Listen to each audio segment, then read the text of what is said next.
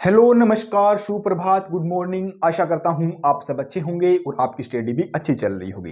तो आज हम डिस्कस करने वाले हैं 4 मार्च 2025 की कुछ महत्वपूर्ण समसामयिक की घटनाएं जो आपकी एग्जाम की दृष्टि से काफी इंपॉर्टेंट रहने वाली। तो अगर आप इस चैनल पे नए हो तो चैनल को जरूर सब्सक्राइब करना और मेरे साथ आखिरी तक जुड़े रहना। आप हमारा व्हाट्सएप और टेलीग्राम ग्रुप ज्वाइन कर सकते हैं और प्ले स्टोर से एजुकेशन फैक्ट्री का ऐप डाउनलोड कर सकते हैं। इन सब का लिंक आपको वीडियो के डिस्क्रिप्शन में मिलेगा।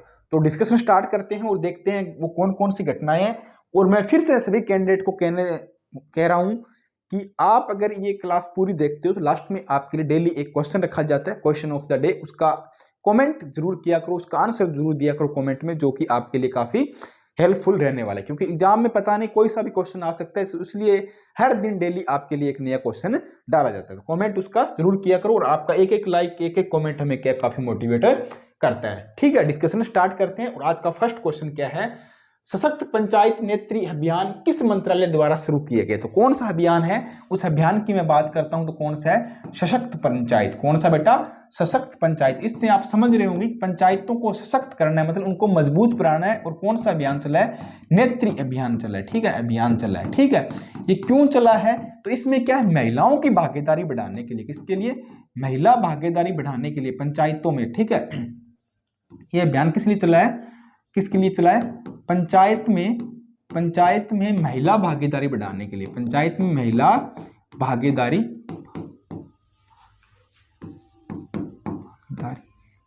बढ़ाने के लिए। क्या बढ़ाने के लिए क्या अभियान है चलाया गया? ठीक है, मतलब पंचायत के अंदर महिलाएं ज्यादा है, वुमेन एम्पावरमेंट हो, महिला सशक्तिकरण हो। पंचायत के चुनाव महिला ज्यादा लड़े, जिनका जितना उनको आरक्षण दिया जाता है सरकार द्वारा, कहीं 33% है, कहीं 50% है, तो उतनी सीटों पर क्या महिलाएं आए और चुनाव लड़े और अपनी भागीदारी बढ़ाए। इसलिए क्या पंचायत सशक्त अभियान शुरू किया गया। तो किसने किया? ये पंचायती राज मंत्रालय ने किया। किसने बेटा? पंचायती राज मंत्रालय ने शुरू किया। कहां पे? पंचायती राज मंत्रालय ने शुरू किया। ठीक है, मंत्रालय ने शुरू किया। कहां पे हुआ है? नई दिल्ली में यह शुरू हुआ। कहां पे? नई दिल्ली में क्या ये शुरू किया गया? कहां शुरू किया गया? नई दिल्ली में। अब आपसे पूछे कि पंचायतों का जो अधिनियम आया था वो कौन सा संविधान संशोधन था? तो पंचायतों की बात करें तो 73वां संविधान संशोधन था। और नगर निकाय की मैं बात करूं, ठीक है, नगर निकाय की मैं बात करूं या शहरी निकाय की बात करें तो कौन सा था? वो 74वां संविधान संशोधन था। ठीक है, तो इन दोनों के अंदर ये अधिनियम आया और उससे क्या है? पंचायती व्यवस्था क्या हमारी शुरू हो गई थी। तो ऑप्शन क्या होगा? ऑप्शन बी हमारा क्या राइट आंसर होने वाला? ऑप्शन बी इसका राइट होगा। अब थोड़ा सा और डिटेल से देखते हैं। पंचायती राज मंत्रालय 4 मार्च 2025 को विज्ञान भवन नई दिल्ली में क्या है? सशक्त पंचायत नेत्री अभियान क्या शुरू किया गया, जिसमें केंद्रीय पंचायती राजीव मंत्री जो राज्य मंत्री थे हमारे राजीव रंजन जी और महिला विकास मंत्री, ये सब क्या वहां मौजूद थे। उनका मेन उद्देश्य क्या है कि इसके अंदर पंचायत के अंदर जो महिलाएं निर्वाचित होकर आ रही है, उनका प्रतिनिधित्व है, उनकी क्षमता है, उनका निर्णय है, उनकी शक्ति को बढ़ाने के लिए क्या ये योजना शुरू की गई। मतलब ज्यादा से ज्यादा क्या महिलाएं पंचायत में आए और अपना नेतृत्व करे और वो कमान संभाले। सेकंड क्वेश्चन, हाल ही में चर्चा में रही प्राण मित्रा और जीव दया पुरस्कार से किसे सम्मानित किया गया? ठीक है, कौन सी दो चीजें हैं इसमें? कौन सी? एक तो है प्राण मित्रा। कौन है?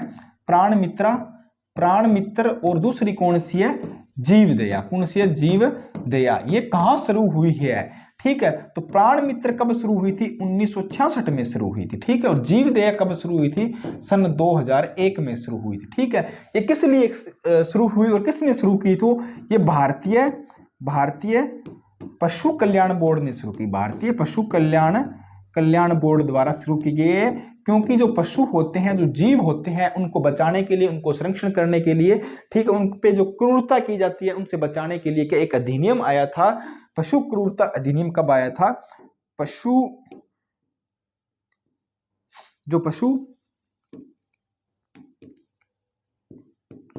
क्रूरता जो नियम आया था वो कब आया था? पशु क्रूरता नियम कब आया था? 1960 में आया था। ठीक है, तो उसी को मद्देनजर रखते हुए भारतीय पशु कल्याण बोर्ड द्वारा एक प्राण मित्र और जीव दया योजना से क्या है? पुरस्कार दिया जाता है। और कब से शुरू हुआ? तो प्राण मित्र 1966 से शुरू हुआ और जीव दया कब से? 2001 से शुरू हुआ था। तो ऑप्शन क्या होगा? सी हमारा राइट आंसर होने वाला है। तो प्राण मित्र और जीव दया पुरस्कार का संबंध भारतीय पशु कल्याण बोर्ड से है। यह क्या? पशु कल्याण, संरक्षण और में योगदान देने वाले लोगों को, उन संगठनों को दिया जाता है। जो लोग पशु कल्याण का बचाव करते हैं, उनका संरक्षण करते हैं, तो उन लोगों को, या कोई संस्था है, कोई एनजीओ है, उनको ये अवार्ड दिया जाता है। कौन देता है? भारतीय जीव जंतु कल्याण बोर्ड या भारतीय पशु कल्याण बोर्ड द्वारा क्या ये अवार्ड दिए जाते हैं।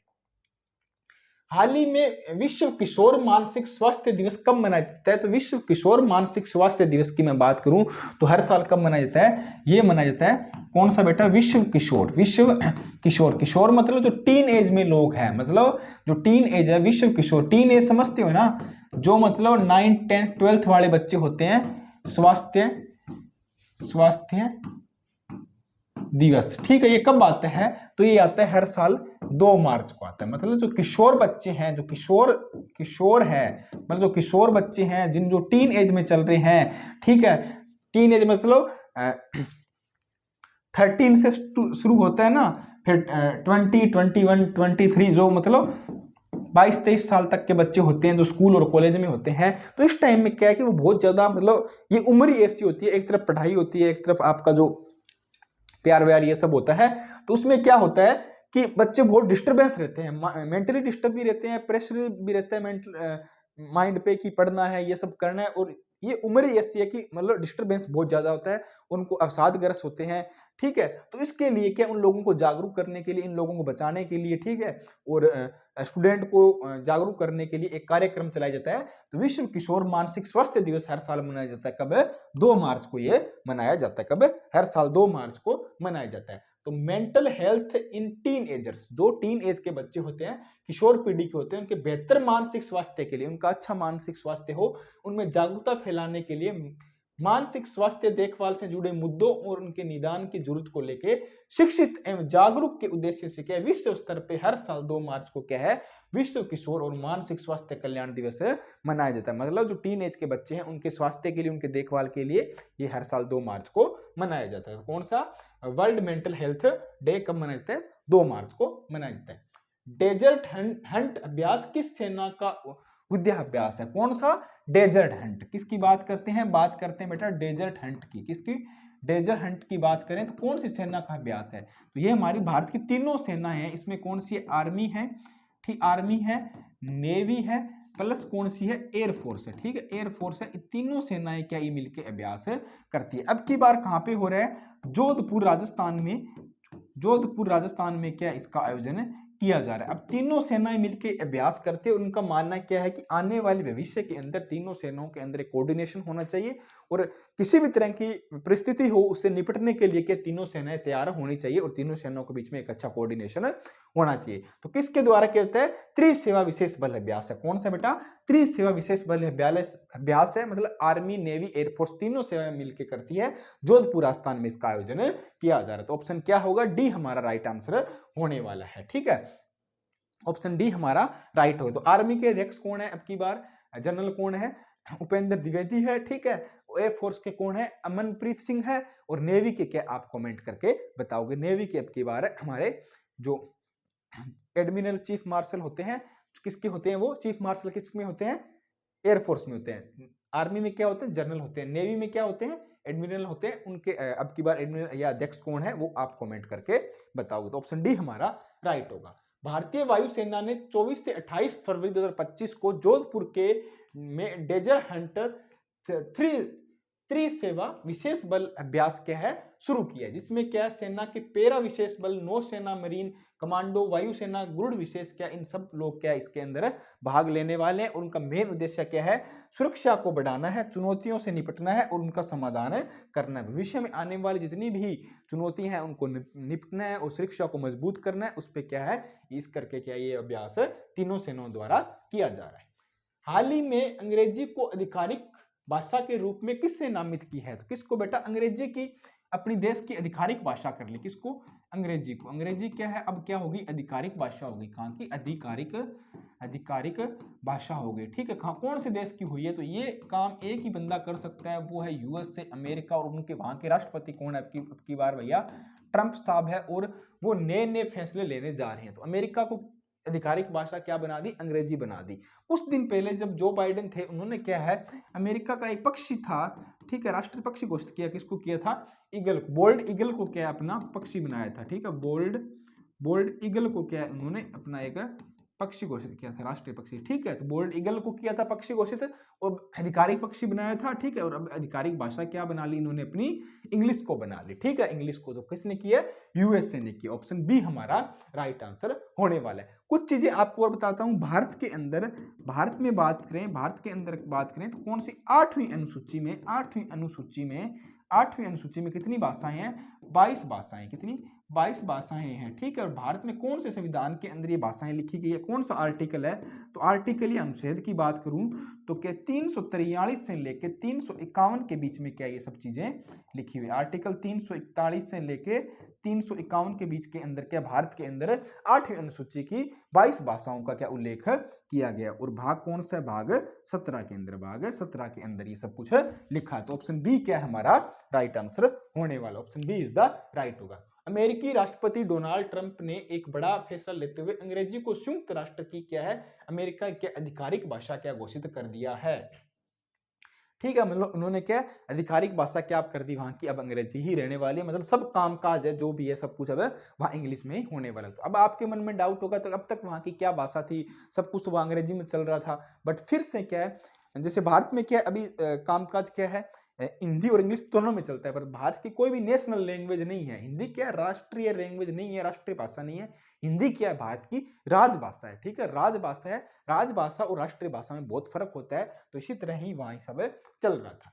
हाल ही में जैगुआर फाइटर स्क्वाड में पहली महिला पायलट कौन बनी है?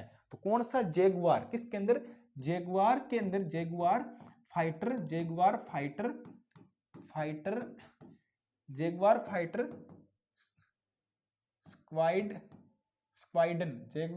स्क्वाड्रन के अंदर पहली भारतीय महिला कौन बन गई है? पायलट कौन बन गई? महिला पायलट की मैं बात करूं, ये फाइटर का नाम है, मतलब ये जो हेलीकॉप्टर है उस फाइटर का नाम है, तो उसका क्या नाम है? जैगुआर फाइटर स्क्वाड्रन के अंदर पहली महिला पायलट कौन बनी है? फर्स्ट महिला पायलट कौन बनी है? किसके नाम कीर्तिमान स्थापित हुआ है? तो महिला कौन है बेटा? तनुष्का है। कौन है? तनुष्का है। उनका संबंध कहां से है? कहां की रहने वाली है? ये लखनऊ की। कहां?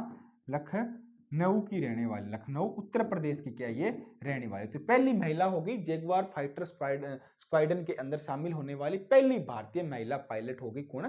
तनुष्का, ठीक है। तो लखनऊ उत्तर प्रदेश से क्या इनका संबंध है? ऑप्शन ए हमारा राइट होगा। तो लखनऊ के रहने वाली कौन? तनुष्का ने क्या है?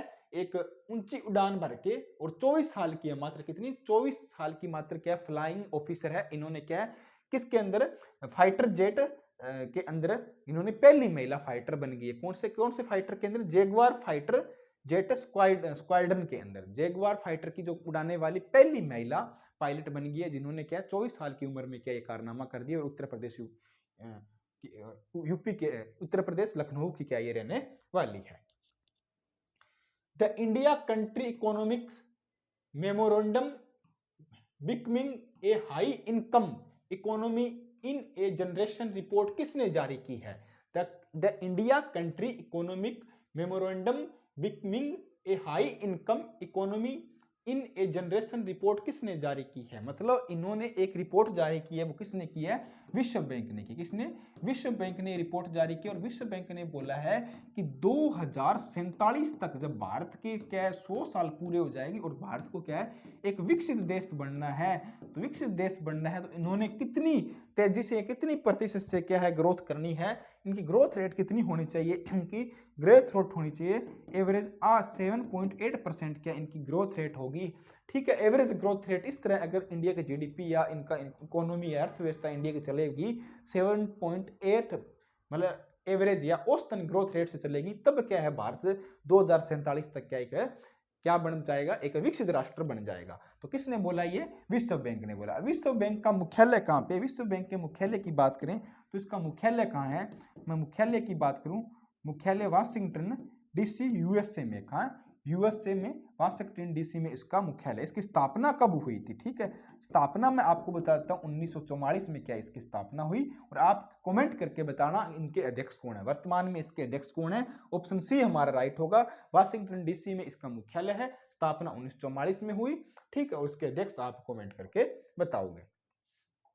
नेक्स्ट क्वेश्चन की बात करते हैं। क्वेश्चन नेक्स्ट, विश्व bank report the India country economic memorandum becoming a high income economic in A generation के अनुसार भारत को 2047 तक क्या है, अगर विकसित देश बन रहा है तो औसतन क्या 7.1 वार्षिक आर्थिक वृद्धि दर बनाए रखनी पड़ेगी। तो मतलब औसतन क्या है, भारत को 7.8 क्या अपनी इकोनॉमी बनाए रखनी पड़ेगी, तब क्या है भारत 2047 तक जाके क्या है एक विकसित देश बनेगा। और वर्तमान में निम्न मध्यम और आय वाले देशों में, जबकि चीन उच्च मध्य आय वाले वर्ग में है। भारत क्या निम्न मध्यम आय वाले वर्ग में और चीन के उच्च मध्यम आय वाले वर्ग के अंदर शामिल है। और किसने बोला, ये विश्व बैंक की रिपोर्ट जारी है, विश्व बैंक ने बताया है। अभी हाल ही में केंद्रीकृत डेटाबेस पोर्टल बॉन्ड सेंट्रल किसने जारी किया, किसने बेटा, बॉन्ड सेंट्रल किसने जारी किया। बॉन्ड सेंट्रल क्या होता है, बॉन्ड सेंट्रल की मैं बात करूं किसने जारी किया, तो बॉन्ड सेंट्रल किसने जारी किया है, सेबी ने जारी किया। किसने, सेबी ने जारी किया। किसने, सेबी ने जारी किया। ठीक है, सेबी क्या काम करती है, शेयर मार्केट को नियंत्रण करती है। क्या, शेयर मार्केट नियंत्रण या शेयर मार्केट का काम कौन करती है, नियंत्रण का काम कौन करती है, सेबी। अब बॉन्ड सेंट्रल डेटाबेस जारी करने का मतलब क्या है कि जो आपको जो ग्राहक है, जो सेबी की जो शेयर मार्केट करते हैं, उनको सारा डेटा क्या एक जगह ही मिल जाए, उनको सुविधा हो, इसलिए क्या बॉन्ड सेंट्रल डेटाबेस पोर्टल इन्होंने क्या है तैयार किया। अभी क्या हाल ही में क्या सेबी के नए अध्यक्ष बने हैं, तो उनका नाम क्या है, जो सेबी के नए अध्यक्ष बने हैं वो तुहिन कांता पांडे क्या है सेबी के नए अध्यक्ष बने, और माधुरीपुरी बुच की जगह क्या ये स्थान है लेने वाले। ठीक है, दूसरी बात करते हैं सेबी का मुख्यालय कहां पे है, तो मुंबई में क्या बेटा सेबी का मुख्यालय। सेबी की स्थापना कब हुई थी, तो 1988 में सेबी की स्थापना हुई। अधिनियम कब का था, अधिनियम की मैं बात करूं, अधिनियम कब का था, ये अधिनियम 1992 का था, इसमें इसको क्या एक संवैधानिक निकाय का क्या दर्जा मिल गया था। किसने जारी किया, सेबी ने। ऑप्शन बी हमारा राइट आंसर होगा। सेबी का मुख्यालय कहां पे है, मुंबई में, स्थापना 1988 में, अधिनियम 1992 का था, नए अध्यक्ष कौन में, तुहिन कांता पांडे। क्वेश्चन कहीं ना कहीं जरूर एग्जाम में छपेगा, आपसे सेबी के अध्यक्ष डायरेक्ट पूछे जाएंगे। ठीक है, तो काम क्या करती है, शेयर मार्केट को रेगुलेट का ये काम है करती है, और माधुरीपुरी बुच का जगह क्या ये स्थान है लेने वाले। तो ऑप्शन क्या होगा, बी हमारा राइट होगा। तो भारतीय प्रतिभूति और विनिमय बोर्ड सेबी ने बॉन्ड सेंट्रल नामक क्या एक केंद्रीकृत डेटाबेस पोर्टल क्या लॉन्च किया, और जिसका उद्देश्य क्या है, जो कॉर्पोरेट बॉन्ड से संबंधित जानकारी है उनको पारदर्शिता बढ़ाना है, और निवेशकों के लिए डेटा तक आसान है पहुंचाना और सुनिश्चित करना है। जो लोग निवेश करते हैं उनके लिए एक पारदर्शी की तरह काम करेगा डेटा, और जो लोग इसके निवेशक है, जो ग्राहक है, उनके लिए डेटा को आसान करना, उन तक पहुंचाना सुनिश्चित करने के लिए क्या ये सेबी ने क्या बॉन्ड सेंट्रल डेटाबेस पोर्टल क्या है लॉन्च किया है। हाल ही में बांग्लादेश के छात्रों ने अगुवाई में बनने वाली नए राजनीतिक दल का नाम क्या है, तो अभी जैसे भारत के अंदर क्या है, कांग्रेस है, बीजेपी है, आम आदमी पार्टी है, इस तरह क्या है हर देश में अलग अलग पार्टियां हैं। ठीक है, तो आपको पता है बांग्लादेश में काफी उथल पुथल चल रहा है, और वहां की जो प्रधानमंत्री शेख हसीना थी, उन्होंने देश छोड़ दिया था काफी टाइम पहले, और वहां क्या एक टेम्पररी सरकार चल रही है अभी। तो उन जिन वहाँ स्टूडेंट थे, जो छात्र थे, जिन्होंने आंदोलन किया, और उसके कारण ये सब इतना वहाँ पे पॉलिटिक्स क्राइसिस बोल सकते हैं, और जो राजनीतिक उथल पुथल अपन बोल सकते हैं, वो देखने को मिला है। तो उन जो छात्रों ने क्या एक नई पार्टी का गठन कर लिया है, और उस पार्टी का नाम क्या है, जातीय नागरिक पार्टी। कौन सी है, जातीय नागरिक पार्टी से क्या बांग्लादेश में एक नई पार्टी का गठन हुआ है, और किसने, स्टूडेंट लोग, वहाँ के जो छात्र है जिन्होंने प्रोटेस्ट किया था, उन लोगों ने मिलकर पार्टी गठित की है। तो क्वेश्चन पूछा जा सकता है कि हाल ही में बांग्लादेश के अंदर जो नई पार्टी गठित हुई है वो कौन सी है, तो जातीय नागरिक पार्टी है। ऑप्शन बी हमारा राइट होगा, ऑप्शन बी इसका राइट होगा। तो पिछले साल शेख हसीना के खिलाफ विद्रोह करने वाले जो छात्र थे, उन्होंने राजनीतिक पार्टी बनाने का ऐलान कर दिया, और उस पार्टी का नाम क्या है, जातीय नागरिक पार्टी है। जिन कैंडिडेट ने शेख हसीना के खिलाफ के विद्रोह किया, उन्हीं लोगों ने ये पार्टी बनाई है। दूसरी भारत ईयू मतलब यूरोपियन यूनियन व्यापार, ठीक है, क्या ये क्या लिखा हुआ है, ये व्यापार लिखा हुआ है। ठीक है, ये क्या है, व्यापार, क्या है ये, व्यापार। ठीक है, तो दूसरी भारत यूरोपियन यूनियन व्यापार प्रौद्योगिकी मतलब जो टेक्नोलॉजी की परिषद की बैठक कहां पे आयोजित की गई थी, किसके बीच में, Bharat plus European union, Bharat plus European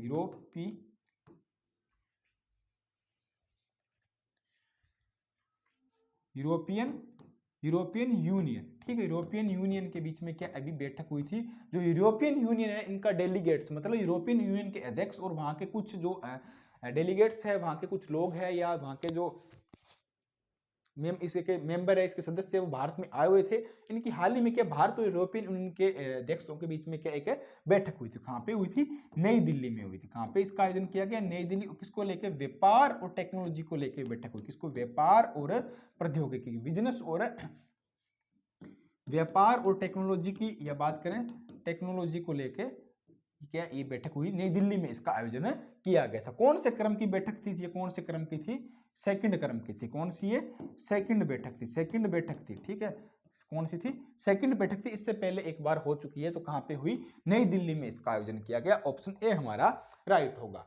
तो यूरोपियन आयोग की अध्यक्ष कौन थी? उर्सुला वॉन डेर येन। आपको याद रखना है, आपसे एक क्वेश्चन ये भी आ सकता है क्योंकि ये भारत में आई है, तो आपसे पूछा जा सकता है कि यूरोपियन यूनियन के अध्यक्ष कौन है? उर्सुला वॉन डेर लेयन ने 27 और 28 फरवरी 2025 को भारत का आधिकारिक दौरा किया, जिसमें यूरोपियन संघ के कमिश्नर समूह भी भाग लिया था। मतलब इसमें क्या इनके अध्यक्ष थे, वहां के कमिश्नर थे और भी कुछ सदस्य लोग थे जो भारत आए, वहां पे दौरा किया। और भारत और यूरोपियन यूनियन के बीच में क्या है? व्यापार और टेक्नोलॉजी प्रौद्योगिकी परिषद को लेकर एक मंत्री स्तर की बैठक हुई। कहां पे? नई दिल्ली में इसका आयोजन किया गया। कहां पे? तो ये मोदी जी है और ये के यूरोपियन यूनियन की अध्यक्ष है। इन दोनों के बीच में बैठक या मुलाकात हो रही है। अभी हाल ही में 5 आध्यात्मिक गलियारों की घोषणा किसने की है? तो आपको पता है अभी क्या 5 आध्यात्मिक गलियारों की घोषणा हुई है। कितनी? 5 गलियारे। आध्यात्मिक मतलब क्या? धर्म से संबंधित या आस्था संबंधित बात करें, या आध्यात्मिक गलियारे बने हैं, मतलब आध्यात्मिक गलियारे। गलियारों की क्या घोषणा? कितने? 5 हुए हैं, ठीक है। तो अभी आपको पता है महाकुंभ कहां समापन हुआ है? महाकुंभ कहां? प्रयागराज में। और वहां करोड़ों की संख्या में लोग, लगभग 40 से 50 करोड़ लोग वहां पहुंचे। तो इसको करके क्या वहां की उत्तर प्रदेश सरकार को काफी फायदा हुआ इकोनॉमी के अंदर। तो उन्होंने 5 गलियारे बना दिए। जैसे कहां पे हुआ था? अभी क्या महाकुंभ कहां था? महाकुंभ कहां था? उत्तर प्रदेश के प्रयागराज में था, ठीक है। प्रयागराज में क्या था? प्रयागराज में क्या था? अभी महाकुंभ था, ठीक है। तो पहला गलियारा जैसे है, कहां से कहां चल रहे हैं आप आइडिया लगा सकते हो। प्रयागराज से अगर कहां से? काशी बनारस की तरफ हुआ है, ठीक है। काशी या वाराणसी की तरफ हुआ है। दूसरा गलियारा कहां होगा?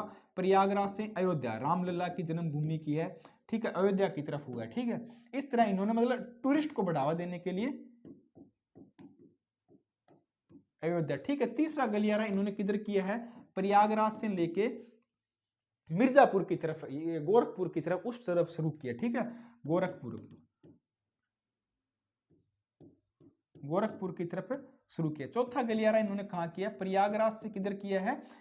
मथुरा वृंदावन, ठीक है, मथुरा वृंदावन की तरफ शुरू किया है। और 5वां गलियारा को उन्होंने कहां किया? प्रयागराज से सीतापुरा की तरफ, जो उत्तर प्रदेश में सीतापुरा है, जहां तुलसी जी का जन्म हुआ था, उस तरफ क्या इन्होंने ये गलियारा शुरू किया। तो 5 गलियारे इस तरह शुरू किया। प्रयागराज से काशी है, अयोध्या, गोरखपुर है, मथुरा, सीतापुरा, मिर्जापुरा, उस तरफ की तरफ क्या है? 5 गलियारे शुरू किए। मतलब अगर कोई कैंडिडेट प्रयागराज आए तो वो क्या इस तरह इनका कनेक्टिविटी की जाए कि वो दूसरी जगह भी आसानी से पहुंच सकता है और वहां भी दर्शन कर सकता है, घूम सकता है। जिससे क्या पैसा खर्च करेगा तो सरकार की जेब में क्या पैसा आने वाला है। तो उत्तर प्रदेश की सरकार ने क्या 5 औद्योगिक गलियारे बनाए हैं। कहां पे? उत्तर प्रदेश ने बनाया। किस राज्य ने बनाया? उत्तर प्रदेश ने, आपको याद रखना है। तो उत्तर प्रदेश के मुख्यमंत्री योगी आदित्यनाथ ने 26 फरवरी 2025 को प्रयाग महाकुंभ के समापन हुआ था। अभी क्या प्रयाग महाकुंभ का समापन हो गया है? कब? 26 फरवरी 2025 को इसका समापन हुआ है। और इसी दिन क्या है, उन्होंने समापन में क्या बोला कि 5 नए आध्यात्मिक गलियारों का क्या है? विकास किया जाएगा, जिसे आने वाले टाइम में क्या काफी योगदान होने वाला है। हाल ही में किस राज्य सरकार ने चिरांग रिपु हाथी रिजर्व को 8वें राष्ट्रीय उद्यान के रूप में अधिसूचित किया है? कौन सा बेटा? 8वां राज्य है। तो कौन सा? चिरांग। कौन सा है? चिरांग रिपु हाथी रिजर्व। चिरांग रिपु हाथी रिजर्व कहां पे बनने जा रहा है? कौन से क्रम का है? सबसे पहले मैं बात करूं, ये 8वां है। कौन सा? 8वें क्रम का है। और कहां पे बनने जा रहा है? असम के अंदर बनने जा रहा है, ठीक, असम के अंदर ये बनने जा रहा है। और हाल ही में क्या है, जो हमारी 43वीं क्या है, यूनेस्को धरोहर साइट भी कहां पे हुई है? असम के अंदर हुई है, ठीक है। यूनेस्को धरोहर कौन सी? यूनेस्को धरोहर यूनेस्को धरोहर या विरासत का 43 नंबर की कहाँ पे हुई है, असम के अंदर है, मोइदम, जो मोइदम में हुई है, मोइदम जो असम के अंदर है, जो ओहम राजवंश के जो कब्रिस्तान थे उसको क्या है यूनेस्को के अंदर शामिल किया गया, ठीक है, मोइदम को, ठीक है, ये भी आपको याद रखना है। तो ऑप्शन क्या होगा, ऑप्शन ए हमारा राइट आंसर होगा। तो असम सरकार ने आधिकारिक तौर पर चिरांग रिपु हाथी रिजर्व को राज्य के 8वें राष्ट्रीय उद्यान के रूप में अधिसूचित कर लिया। अब राज्य क्या कौन सा, आपसे क्वेश्चन पूछ जा सकता है कि हाल ही में किस राज्य का 8वां हाथी रिजर्व बनाया गया, तो असम का बनाया गया, कितवें क्रम का है, 8वें क्रम का है, नाम क्या है, क्वेश्चन किसी भी तरह आ सकता है। तो चिरांग रिपु हाथी रिजर्व है, 8वें क्रम का, असम में बनाया गया, और ये इसका राष्ट्रीय उद्यान का नाम सिखना जवालाओ राष्ट्रीय उद्यान होगा। इसका नाम क्या होगा, सिखना जवालाओ राष्ट्रीय उद्यान होगा। इसका नाम क्या होगा, सिखना जवालाओ राष्ट्रीय उद्यान क्या इसका नाम होने वाला है। और इस निर्णय की घोषणा वहां के मुख्यमंत्री हिमंत बिस्वा ने इन्होंने घोषणा की है। तो ठीक है, हाल ही में क्या 26 फरवरी 2025 को क्या ये लागू हो गया। असम कैबिनेट ने क्या मंजूरी भी दे दी, और 16 फरवरी 2025 से क्या ये लागू भी हो गया। और इसका नाम क्या होने वाला है, सिखना जवालाओ राष्ट्रीय उद्यान। कौन सा, सिखना जवालाओ राष्ट्रीय उद्यान क्या इसका नाम होने वाला है। विश्व वन्य जीव दिवस कब मनाया जाता है, विश्व वन्य जीव दिवस की बात करूं तो हर साल क्या 3 मार्च को मनाया जाता है। जो विश्व के अंदर जो भी वन्य जीव है उनको संरक्षण करना, उनको बचाना, उनकी जो हंटिंग होती है, जो शिकार होता है अवैध, इन सब चीजों के प्रति लोगों को जागरूक करना, इनसे बचाना, इनको क्या है जो कुछ प्रजातियां क्या विलुप्त हो रही है उनको बचाने के लिए क्या हर साल 3 मार्च को क्या है विश्व वन्य जीव दिवस मनाया जाता है। तो आंसर क्या होगा, ऑप्शन ए हमारा राइट आंसर होने वाला है। तो संयुक्त राष्ट्र महासभा ने, संयुक्त राष्ट्र यूनाइटेड नेशन महासभा ने क्या है 3 मार्च को क्या विश्व वन्य दिवस के रूप में मनाने की घोषणा की। और कब से शुरू हो रहा है, 1973 पे क्या है ये शुरू किया गया था, ठीक है, 1973 में CITES की जो वर्षगांठ थी तब से क्या ये शुरू किया गया था। और CITES सचिवालय ने इस दिन को क्या वैश्विक आयोजन की जिम्मेदारी निभाता है। और 2025 की थीम क्या थी, अब की बार की थीम आपको याद रखना है, वन्य जीव संरक्षण, वित्त और लोगों और घरों में निवेश, ठीक है, वन्य जीव है उनका संरक्षण करना है, ठीक है, और जो लोगों और घरों में क्या है निवेश करना है, लोगों और घरों में क्या निवेश करना है। थीम जरूर याद रखा करो क्योंकि थीम वाले क्वेश्चन बहुत आते हैं। तो वन्य जीव संरक्षण, वित्त, लोगों और घरों में क्या निवेश, इसकी क्या थीम थी। और यह दिवस हर साल 3 मार्च को मनाया जाता है, जो वन्य जीव है उनके संरक्षण के लिए मनाया जाता है, ठीक है। तो वर्ल्ड वाइल्ड लाइफ डे हर साल 3 मार्च को मनाया जाता है। अभी हाल ही में किसे फोर्ब्स इंडिया लीडरशिप अवार्ड से सम्मानित किया गया है, किस अवार्ड से, फोर्ब्स इंडिया लीडरशिप, कौन सा बेटा, फोर्ब्स इंडिया लीडरशिप अवार्ड किसको मिला है, शिप अवार्ड कौन को मिला है, अवार्ड्स किसको मिला है। अब आप ऑप्शन देख के आइडिया लगाओ किसको मिला होगा, ठीक है। ये अवार्ड सचिन तेंदुलकर को मिला है, MS धोनी को मिला है, राहुल गांधी को मिला है, जय शाह को मिला है, किसको मिला होगा फोर्ब्स इंडिया लीडरशिप अवार्ड, आप बताओ किसको मिला होगा। आप सोच रहे होंगे ये अवार्ड अब की बार किसको मिला है, जय शाह को। किसको बेटा, जब पापा जी क्या हो, गृह मंत्री हो, पूरे देश की कमांड इनके हाथ में हो, तो बेटा जी को क्या है कुछ भी मिल सकता है। ये क्या है, ICC के क्या है अभी क्या है अध्यक्ष है, क्या है ICC की क्या है बेटा, ये अध्यक्ष है। पहले के BCCI के अध्यक्ष थे, अब ICC के अध्यक्ष है। मतलब बात करते सबसे महंगा या सबसे ज्यादा पैसे वाली चीज क्या है आज के टाइम में, ICC है। बहुत बड़ा क्रिकेट का कंट्रोल बोर्ड है और सबसे ज्यादा पैसे वाला है। तो इसके अध्यक्ष जय शाह जी, और इनको क्या है अभी क्या है फोर्ब्स इंडिया लीडरशिप का, मतलब ये मतलब अच्छी लीडरशिप करते हैं भाई साहब, तो इसलिए क्या इनको अवार्ड दिया गया। मुझे तो समझ में नहीं आ रहा, बट जो भी है ऑप्शन डी हमारा क्या राइट आंसर होने वाला है। तो इंटरनेशनल क्रिकेट परिषद ICC इंटरनेशनल क्रिकेट काउंसिलिंग के अब तक के सबसे कम उम्र के अध्यक्ष कौन है, जय शाह है। और फोर्ब्स इंडिया लीडरशिप अवार्ड से क्या इनको 2025 का 14वें संस्करण में क्या इनको आइकॉन ऑफ एक्सीलेंस अवार्ड से सम्मानित किया गया। किससे बेटा, आइकॉन ऑफ एक्सीलेंस अवार्ड से क्या है 14वें क्रम का था, तो आइकॉन ऑफ एक्सीलेंस अवार्ड से क्या इनको सम्मानित किया गया। और क्रिकेट के अंदर या क्रिकेट खेल के अंदर प्रशासन या नवाचार या कुछ उसका विस्तार करने के योगदान इन्होंने दिया है, तो इसलिए इनको ये अवार्ड दिया है, ठीक है। रस्किन फिक्शन के बुक अवार्ड से सम्मानित किसे किया गया है, किसे बेटा, रस्किन फिक्शन के बुक अवार्ड से किसे सम्मानित किया गया। तो रस्किन फिक्शन के बुक अवार्ड से अभी हाल ही में कौन सम्मानित हुआ है, तो राजकमल झा को क्या सम्मानित किया गया, किसको, राजकमल झा को सम्मानित किया गया। तो बनारस लिस्ट फेस्ट फेस्ट ने अभी क्या बनारस में एक लिस्ट फेस्टिवल चल रहा था, वहां क्या बुक अवार्ड्स दिए जा रहे थे, तो वहां राजकमल झा को क्या है ये अवार्ड दिया गया। कौन सा? Ruskin Ruskin fiction Ruskin fix award दिया गया। ठीक है, किसको? राजकमल झा को। कहां पे? बनारस में ये दिया गया। 97वां अकादमी पुरस्कार में सर्वश्रेष्ठ फिल्म का अवार्ड किसे मिला है? तो 97वां अकादमी पुरस्कार, 97वां अकादमी पुरस्कार, ठीक है, पुरस्कार, तो कौन सी फिल्म को ये अवार्ड मिला? फिल्म की अपन बात करें तो कौन सी फिल्म है आपकी बार? अनोरा को ये अवार्ड मिला। किसको बेटा? अनोरा को ये अवार्ड मिला। अनोरा नॉमिनेट हुई है। ठीक है, तो ऑप्शन सी क्या है हमारा? राइट होगा। ऑप्शन सी क्या होगा? राइट होगा। तो 97वें अकादमी पुरस्कार समारोह में 2 मार्च 2025 को हॉलीवुड कहां पे? हॉलीवुड लॉस एंजिल के डोल्बी थिएटर में आयोजित किया गया था, और इस समारोह की मेजबानी कॉनन ओब्रायन ने की है, और यहाँ 23 श्रेणियों की फिल्म 23 श्रेणियों में सम्मानित किया गया। यहाँ क्या 23 श्रेणियों की अलग अलग तरह की फिल्में आई थी, उनमें सम्मानित किया गया, और 2024 में जो रिलीज हुई वही फिल्में थी। और अनोरा को क्या सर्वश्रेष्ठ फिल्म का पुरस्कार जीता है। किसने? अनोरा ने। और उसके निर्देशक कौन से थे? शॉन बेकर द्वारा निर्देशित है। एक रोमांटिक कॉमेडी ड्रामा है। क्या? एक रोमांटिक कॉमेडी ड्रामा है। तो उसके निर्देशक कौन थे? शॉन बेकर थे। शॉन बेकर इसके क्या निर्देशक थे। और कौन सी फिल्म है? 97वां अकादमी पुरस्कार जीतने वाली कौन सी फिल्म है? अनोरा। कौन सी है? अनोरा। आपको याद रखना, इंपॉर्टेंट क्वेश्चन है। तो ये हमारे आज से कुछ एमसीक्यू थे। मुझे लगता है कुछ ज्यादा हो गए, क्योंकि सारे मुझे इंपॉर्टेंट लगे, तो मैंने सारे क्वेश्चन ऐड कर लिए। अब क्या प्रीवियस ईयर को रिवाइज करेंगे, कुछ वन लाइनर देखेंगे। डीआरडीओ का मुख्यालय कहाँ है? नई दिल्ली में। 1958 में स्थापना हुई थी। वन नेशन वन पोर्ट की शुरुआत किस मंत्री द्वारा की गई? तो हमारे ये मंत्री कौन है? जहाज मंत्री कौन है? सर्बानंद सोनोवाल जी, जो बंदरगाह जहाज मंत्री है, उनके द्वारा शुरू किया। अमीर खुसरो का जन्म कब हुआ था? तो वो कहाँ हुआ था? उसरा एटा उत्तर प्रदेश में क्या इनका जन्म हुआ। उनकी जयंती पे अभी क्या है एक कार्यक्रम शुरू किया गया दिल्ली में। उद्घाटन किसने किया? प्रधानमंत्री नरेंद्र मोदी जी द्वारा क्या उद्घाटन किया गया। आयुष मंत्रालय के राज्य मंत्री स्वतंत्र प्रभार किसके पास है? प्रताप राव जाधव के पास। किसके पास? प्रताप राव जाधव के पास का आयुष मंत्रालय के राज्य मंत्री का प्रभार है। अभी हाल ही में रक्षा मंत्री राजनाथ सिंह ने किस हिंदी पत्रिका का विमोचन किया? तो सशक्त भारत का रक्षा मंत्रालय है, और हमारे जो रक्षा मंत्री राजनाथ सिंह जी द्वारा क्या इसका विमोचन किया गया। अर्धवार्षिक थी, और इसमें जो देश के जो रक्षा मंत्रालय ने जारी किया है, जो देश के जो सैनिक है उनके बलिदान, उनके शौर्य गाथाओं के बारे में वर्णन है। विश्व नागरिक सुरक्षा दिवस 2025 की थीम क्या थी? तो नागरिक सुरक्षा और जनसंख्या सुरक्षा की गारंटी।